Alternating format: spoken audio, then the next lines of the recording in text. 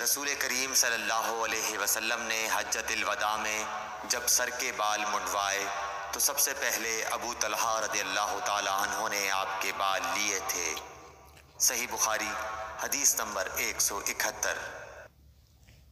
رسول اللہ صلی اللہ علیہ وسلم نے فرمایا کہ جب کتا تم میں سے کسی کے برتن میں سے کچھ پی لے تو اس کو 7 مرتبہ دھو لو تو پاک ہو جائے گا۔ صحیح بخاری حدیث نمبر 172۔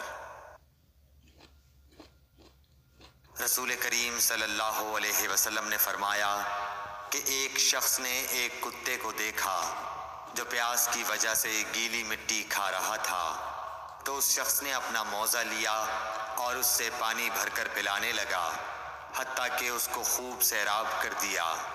اللہ نے اس شخص کے اس کام کی قدر کی اور اسے جنت میں داخل کر دیا۔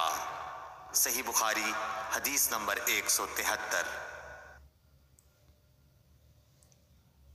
رسول اللہ صلی اللہ علیہ وسلم کے زمانے میں کتے مسجد میں آتے جاتے تھے، لیکن لوگ ان جگہوں پر پانی نہیں چھڑکتے تھے۔ صحیح بخاری حدیث نمبر 174۔ عدی بن حاتم کہتے ہیں کہ میں نے رسول اللہ صلی اللہ علیہ وسلم سے کتے کے شکار کے متعلق دریافت کیا تو آپ صلی اللہ علیہ وسلم نے فرمایا کہ جب تو اپنے سدھائے ہوئے کتے کو چھوڑے اور وہ شکار کر لے تو اس شکار کو کھا، اور اگر وہ کتا اس شکار میں سے خود کچھ کھا لے تو اس کو نہ کھائیو، کیونکہ اب اس نے شکار اپنے لیے پکڑا ہے۔